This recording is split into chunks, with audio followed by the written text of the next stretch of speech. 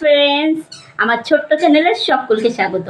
আমি উত্তর চব্বিশ পরগনার ছোট্ট শহর থেকে মীরা শিকদার ব্লগ। আশা করি তোমরা সকলে ভালো আছো আর তোমাদের ভালোবাসা নিয়ে আজকের ব্লগ। আজকে বৃহস্পতিবার, আজকে বিয়ের পর ফার্স্ট টাইম শাড়ি পরলাম। কারণ কি, আজকে বৃহস্পতিবার আর সত্যি কথা বলতে কাজে বেরোই, একদম সম্ভব হয় না শাড়ি পরা। আর মারাত্মক গরম পড়েছে কালকে। আজকে দেখো জাস্ট চান করে বেরোলাম, তারপরে কিভাবে ঘেমে গেছি শুধু দেখো, মানে সিঁদুরটা পর্যন্ত লেটকে একাকার হয়ে যাচ্ছে।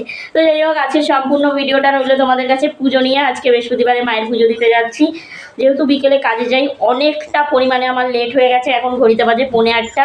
তো সবসময় আমি এরকমই দিই, কখনো 9টার সময় আমি পুজো দিতে যাই। তো আজকে তো একটু তাড়াতাড়ি হলো।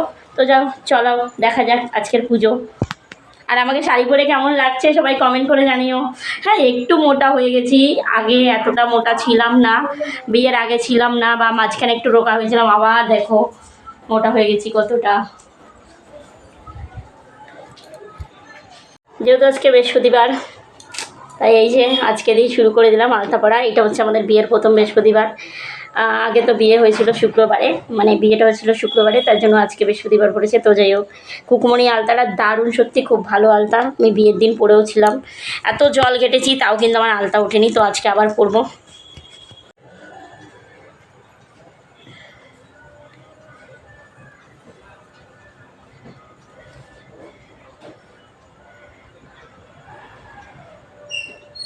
কাজের জন্য না আর হয় না কোনো কিছু, ইচ্ছা করে না আসার পরে নিজের জন্য কিছু করি, না ঠিক করে নিজের জন্য কিছু করতে পারি, শুধুমাত্র কাজের ব্যস্ততার কারণে একদম সময় হয় না গো কোনো কিচ্ছু। এত পরিমাণে মানে আর সত্যি কথা বলতে মারাত্মক গরম পড়েছে, কিছু ইচ্ছা করে না। মানে খাওয়াটা পর্যন্ত মনে হচ্ছে যেন চেপে ধরে কেউ খাওয়াচ্ছে, মানে ভেতরে আর যাচ্ছে না, এত পরিমাণে গরম। আর সত্যি কথা বলতে প্রচুর গরম পড়েছে। সবাই সাবধানে থেকো, সবাই জল বেশি করে খাও, যে যেখানে কাজে যাচ্ছ সাবধানে গরমে বের হও, সবাই ভালো থেকো গরমে।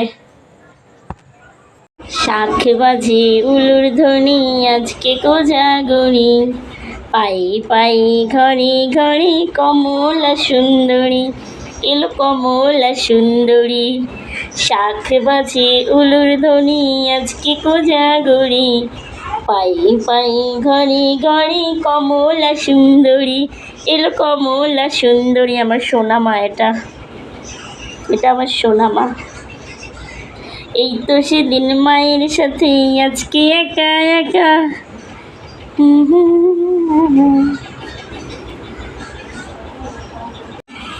এই তো সেদিন মায়ের সাথে, আজকে একা একা। সারা বছর রেখো মাগো শ্রীবৃদ্ধির রেখা, রেখো শ্রীবৃদ্ধির রেখা। এই তো সেদিন মায়ের সাথে, আজকে একা একা। সারা বছর রেখো মাগো শ্রীবৃদ্ধির রেখা, রেখো শ্রীবৃদ্ধির রেখা। বৃহস্পতিবারের জন্য মাত্র 15 টাকার ফুল এনেছি, তার মধ্যে এতগুলো ফুল দিয়েছে দেখো তোমরা, শুধু এক ঝুড়ি গাঁদা ফুল, তারপরে দেখো এই যে রজনীগন্ধা ফুল দিয়েছে এতটা। এই যে মহাদেবের জন্য একটা মালা হয়ে গেল, দেখো তোমরা একটু। এই যে মালাটা গাচ্ছি, এটা কিন্তু পুরো রজনীগন্ধা মালা গাচ্ছি আমি, আর মালাটা মহাদেবের জন্য গাচ্ছি। সত্যি কথা অনেকটা ফুল দিয়েছিল এই কাকাটা, নিউ টাউনে একটা দোকান নতুন, কিন্তু সত্যি কথা খুব ফ্রেশ, আর অনেকটা করে ফুল দেয়। 15 টাকায় পান কলা সবটা দিয়ে 15 টাকার ফুল দেয়, অনেকটা ফুল।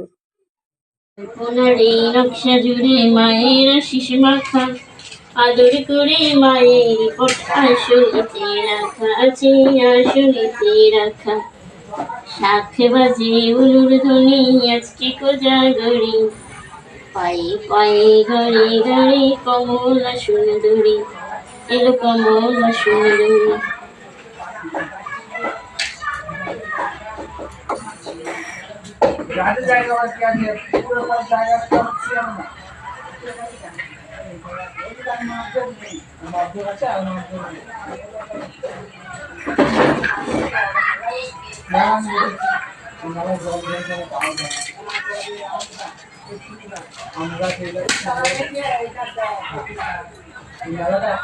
এটা হচ্ছে মহাদেবের ফুলদানি, ফুল মানে এটা হচ্ছে মহাদেবের জন্য জ্বালাই আমি। এটা হচ্ছে একটু ভিজে টাইপের থাকে, এটাকে কি বলে আমি জানি না, আমি শিয়ালদা বাজার থেকে নিয়ে এসেছিলাম।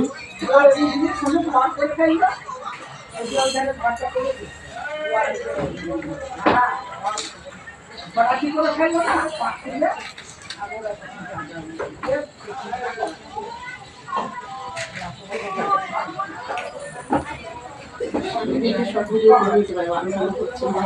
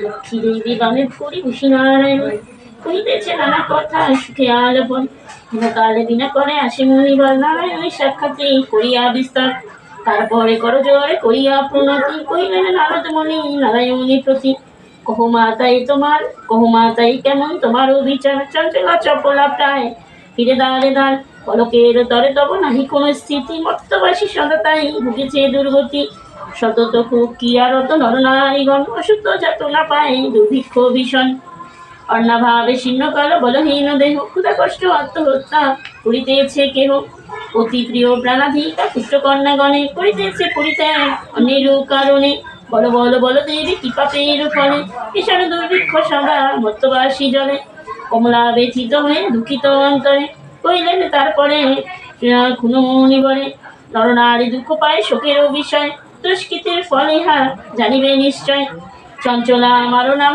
কিসেরও লাগিয়া কারণ ইহারও তব শুনো মন দিয়া দিবা নিদ্রা অনাচার কোদ অহংকার আলস্য কলহ মিথ্যা ঘিরেছে সংসার উচ্চ হাসি উচ্চ ভাষা কহে নারীগণ সন্ধ্যাকালে নিদ্রা যায় দেহুষ নয়নে দয়া মায়া লজ্জা দিয়া বিসর্জন যেথায় সেথায় করে স্বেচ্ছায় গমন নাদায় প্রদীপে তারা প্রতি সন্ধ্যাকালে ধূপধুনা দিতে লজ্জা মনে মনে গণে প্রভাতের নাহি দেয় গোমরের ছড়া ময়লায় নষ্ট পাচ্ছে হয় শাড়ি পরা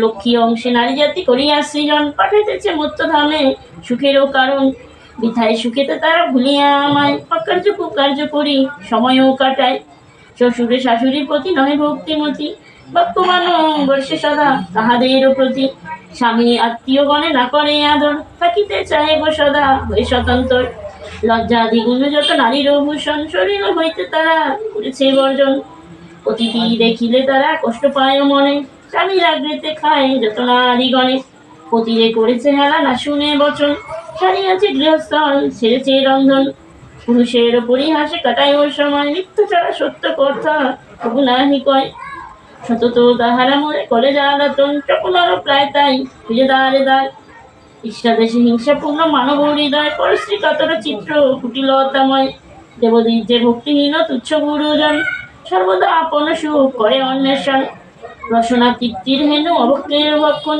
তারই ফলে নানা বিধি অকালে মরণ যেই এইরূপ পাপেরও আঘাত অচলা হইয়া তথা থাকি কি প্রকার বলিয়া এসব দোষ হয়ে সদাচারী ঈশ্বরী কৃপা করি করো মাতা বিহিত বিধান পরের লাগিয়া কাঁদে সদা মোর প্রাণ দেব শিষ্যে বাক্য দয়া উপদিল মনে বিদায় করিল তারে মধুর ভাষণে মর্তবাসীদের দুঃখে কাঁদে মোর প্রাণ অধিকার চেষ্টা আমি করিব এখন তারপর লক্ষ্মী দেবী ভাবে মনে মনে গোলকের দুঃখ নাশ করিব কেমনে ভাবিয়া চিন্তিয়া বলে নারায়ণী প্রতি কিরবে হরিবে তবে নরের দুর্গতি কেমনে তাদের দুঃখ করিব মোচন, উপদেশ দাও মোরে বিপদ ভঞ্জন। শুনিয়া লক্ষ্মীর বাণী কহে লক্ষ্মীর পতি, উতলা কি হেতু দেবে